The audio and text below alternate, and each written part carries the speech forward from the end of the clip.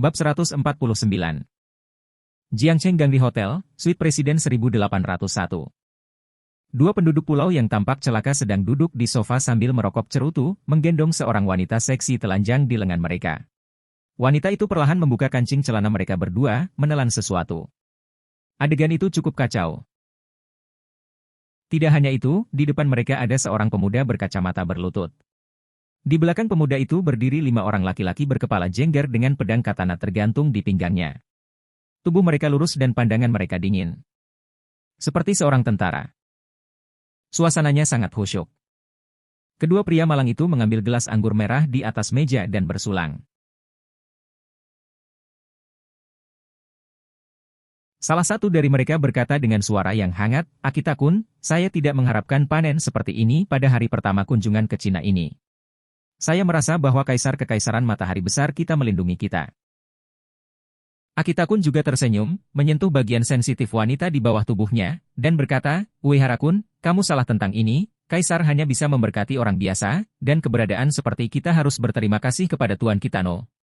Ketika Uehara-kun mendengar nama di belakang, matanya sedikit menyipit. "Iya, Akita-kun benar, kita semua melayani Lord Kitano, dan tentu saja kita harus berterima kasih kepada Tuan Kitano." Pada saat ini, pria berkacamata yang telah berlutut mengangkat kepalanya, 2 orang dewasa, "Saya harus mendapat pujian untuk ini.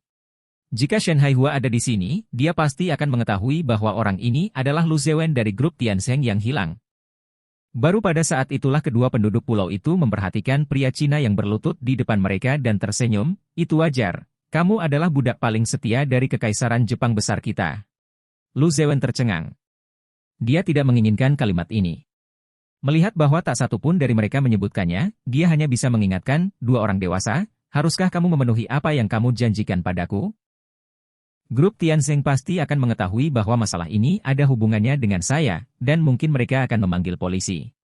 "Huasia, saya tidak bisa tinggal lebih lama lagi. Tuanku, kapan Anda akan mengirim saya ke tempat Anda? Saya selalu percaya dalam budaya negara Anda.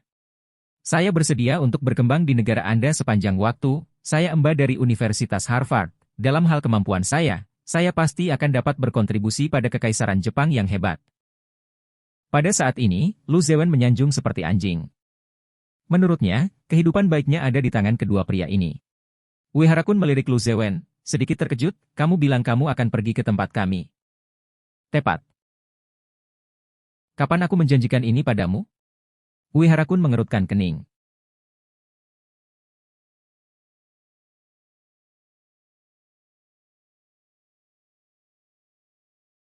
"Kapan aku menjanjikan ini padamu?" Uehara-kun mengerutkan kening. Lu 30 juta dolar. Akita-kun mendorong wanita di depannya.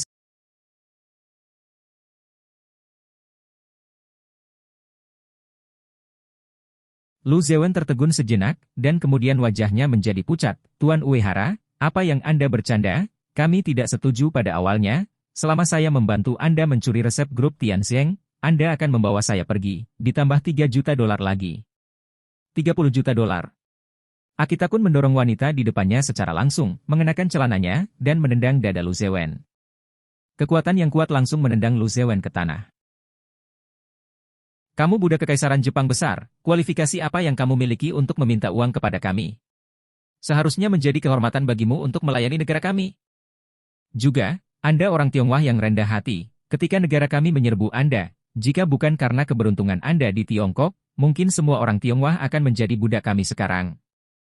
Wajah Lu Zewen sangat berubah, dia menatap mereka berdua, ingin membuka mulutnya untuk menggigit daging mereka, tetapi ketika dia melihat 5 pria di belakangnya, dia tidak berani bergerak.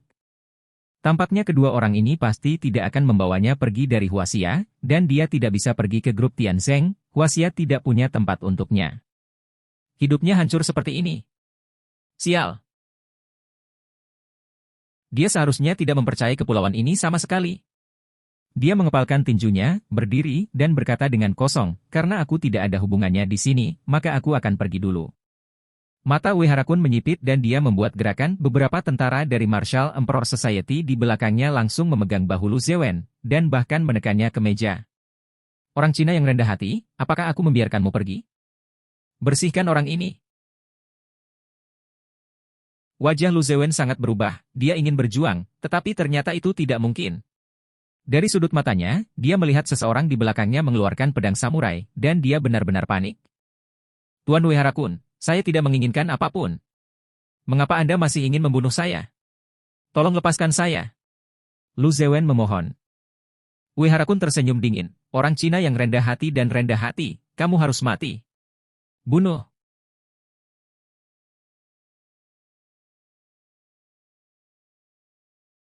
Tepat ketika para pejuang masyarakat Kaisar bela diri akan memulai, sebuah suara dingin tiba-tiba terdengar dari belakang mereka, siapa yang memberimu keberanian untuk menghinaku seperti ini? Suara itu dingin sampai ke tulang. Semua orang di suite terkejut, hanya ada beberapa dari mereka di ruangan itu, bagaimana mungkin ada suara di belakang? Mereka membanting untuk melihat ke belakang. Saya melihat seorang pria muda bersandar di jendela, merokok, dan memandang mereka dengan ringan. Untuk beberapa alasan, kesejukan menghantam punggung semua orang. Mata mereka seperti neraka. Kuncinya adalah mereka bahkan tidak tahu kapan orang ini muncul. Ini adalah lantai 18. Seperti hantu. Tentu saja Lu Zewen tahu siapa suara itu. Dia tampaknya telah menangkap sedotan terakhir dan berkata dengan penuh semangat, Tuan Ye, selamatkan aku. Selamatkan aku. Tuan Ye. Uehara-kun dan Akita-kun tercengang. Mereka ternyata berasal dari Tiongkok. Mereka dengan cepat memerintahkan seorang prajurit dari masyarakat Wuhuang untuk mengatakan, bunuh bocah Tionghoa itu. Bawa ke sini. Ya.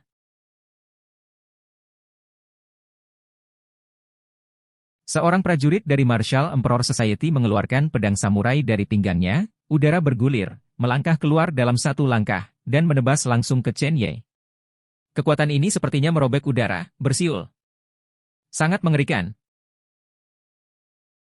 Chen Ye tidak bermaksud menghindar sama sekali. Melihat pedang samurai yang jatuh dengan cepat, dengan jentikan jarinya, puntung rokok dengan percikan api melesat seperti peluru. Jika Anda perhatikan lebih dekat, Anda pasti akan menemukan bahwa permukaan puntung rokok dibungkus dengan jejak aliran udara. Hei! Dengan suara, puntung rokok itu menembus alis prajurit Martial Emperor Society. Kemudian menabrak dinding, tenggelam beberapa sentimeter. Tepuk! Pedang samurai jatuh ke tanah, dan prajurit masyarakat Wuhuang jatuh ke tanah. Tidak ada jejak vitalitas. Gol! Uehara-kun dan Akita-kun menelan ludah, lalu menatap puntung rokok yang tertancap di dinding. Nima. Apakah ini puntung rokok sialan? Puntung rokok terbuat dari selulosa. Keterjangkauannya mirip dengan kapas. Tapi bagaimana bisa sampai ke tangan bocah Cina ini, seperti peluru? Bagaimana dia melakukannya? Apakah bocah Cina ini iblis?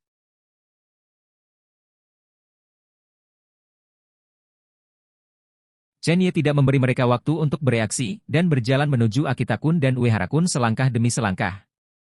Mereka yang mempermalukan saya di Cina tidak pantas untuk mati. Bab 150.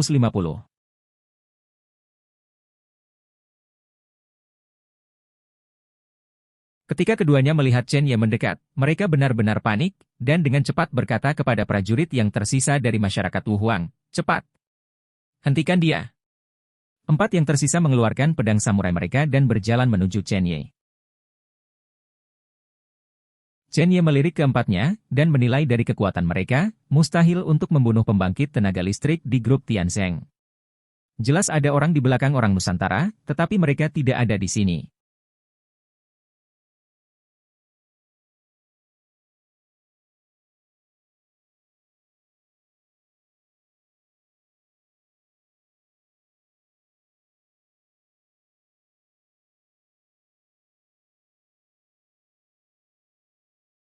Kekuatan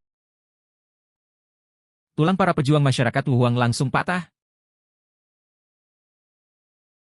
Kekuatannya meledak, dan hanya suara, klik, yang terdengar. Tulang para pejuang masyarakat Wuhuang langsung patah. Melihat bahwa pedang samurai akan jatuh, Chen Ye menjentikkan jarinya, dan ledakan energi sejati mengenai pedang samurai. Satu-satunya suara, woos, terdengar, dan pedang samurai langsung menembus leher salah satu dari mereka. Darah meledak. Sangat mengerikan. Bodoh. 2 yang tersisa bergegas menuju Chen Ye dengan marah. Chen Ye mengambil langkah dan melangkah keluar secara langsung, dan kemudian tangannya yang lain tiba-tiba berubah menjadi cakar elang dan menampar langsung leher salah satu dari mereka. Kekuatan meledak. Prajurit dari Martial Emperor Society menabrak dinding, dan tulang seluruh tubuhnya hancur. Darah menyembur keluar dari mulutnya. Satu-satunya yang tersisa sedikit panik, meraung marah, dan memotong Chen Ye dengan putus asa. Tapi di detik berikutnya, pedang samurai dipegang erat-erat di tangan Chen Ye. Mata pria itu melebar, dipenuhi teror. Suara, ding, sangat renyah, dan pedang samurai tiba-tiba dipatahkan oleh Chen Ye, dan bahkan ditembakkan ke dada pria itu. Turun sepenuhnya. Semua ini terjadi begitu saja antara listrik dan batu api. Terlalu cepat. Begitu Akita-kun dan Uehara-kun bereaksi, semuanya berakhir. Kedua wanita telanjang itu berteriak ketika mereka melihat beberapa mayat tergeletak tiba-tiba di kamar hotel, karpetnya berlumuran darah. Saya ingin pergi, tetapi ternyata pintunya terkunci. Mereka hanya bisa bergegas ke kamar mandi dan mengunci pintu. Secara alami, Chen Ye tidak peduli dengan kedua wanita itu, dan berjalan langsung ke dua penduduk pulau itu. Tubuh Akita-kun bergetar, menyusut ke sudut, menunjuk ke Chen Ye dan berkata, "Anak Huaxia, jangan datang ke sini, saya dari kelompok tamu, saya tamu Huaxia Anda." Sebelum dia bisa selesai berbicara, Chen Ye melangkah keluar dan menendang wajah Akita-kun langsung. Kekuatan yang kuat secara langsung merusak seluruh wajah Akita-kun, dan bahkan jatuh di belakangnya dalam kekacauan berdarah. Meninggal di tempat. Mata Chen Ye jatuh pada Uehara-kun yang tersisa, dan berkata dengan ringan, dia selesai berbicara omong kosong, apakah kamu masih memilikinya? Niat kematian yang dingin menyelimuti penonton. Uehara-kun mau tak mau menggigil. Apakah dia berani berbicara? Tidak semuanya. Saat itu, pintu kamar tiba-tiba terbanting terbuka. Kayu solid terkoyak seketika. Serbuk gergaji terbang. Seorang pria parubaya dengan bekas luka di wajahnya bergegas masuk. Nafasnya sangat kuat. Melihat pria parubaya itu, Uehara-kun tersenyum senang. Kawasaki-sama, selamatkan aku. Dia tahu bahwa Kawasaki Right Ye adalah master tingkat Chuan dari Wuhuang Society, dan master dari Wuhuang Society dibagi menjadi 4 level langit dan bumi, Xuan Huang. Hanya ada 10 master tingkat Chuan di masyarakat kaisar bela diri di negara pulau. Sangat mudah untuk berurusan dengan beberapa master Cina. Bocah Cina ini sudah mati. Baga. Kawasaki Right Ye meraung, semut Huaxia berani menyentuh orang-orang dari kerajaan matahari besar kita. Mencari kematian.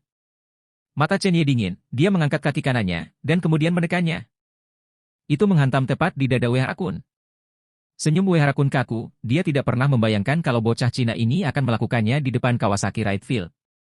Pada saat ini, dia merasa tubuhnya berat, dan darahnya mau tidak mau dimuntahkan. Pupil matanya berwarna putih, dan dia langsung jatuh ke tanah. Membunuhmu, itu benar-benar mengotori sepatuku, kata Chen Ye. Bodoh. Mata Chen Ye jatuh pada Kawasaki Right Ye, dan berkata dengan dingin, kamu membunuh orang-orang di grup Tiansheng?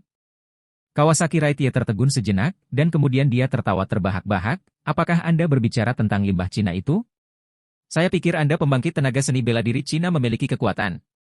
Dia mengatakan bahwa anaknya baru saja lahir dan dia tidak ingin mati, tahukah kamu apa yang terjadi? Aku baru saja melenyapkannya dengan satu tangan dan satu kaki, membuatnya merasakan keputusasaan akan kematian. Saya semakin menikmati menyiksa orang Tionghoa seperti Anda. Sekarang giliran Anda. Kawasaki Right Wild berubah menjadi bayangan, dan tiba-tiba bergegas menuju Chen Ye seperti seekor caetah. Pada saat ini, Chen Ye tidak bergerak, dan semburan darah muncul di tubuhnya.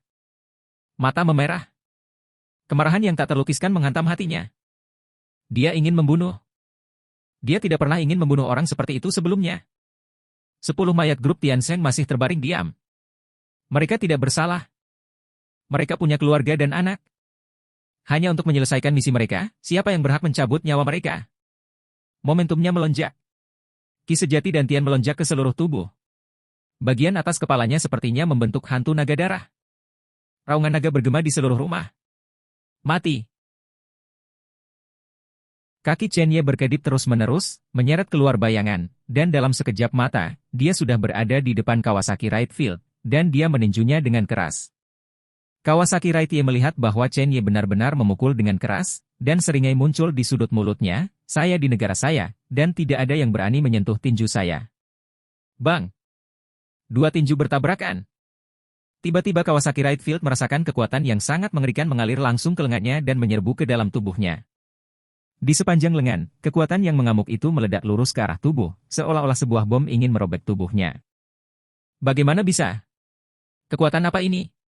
Tidak mungkin bagi seorang Grandmaster Huaxia untuk memiliki kekuatan seperti ini.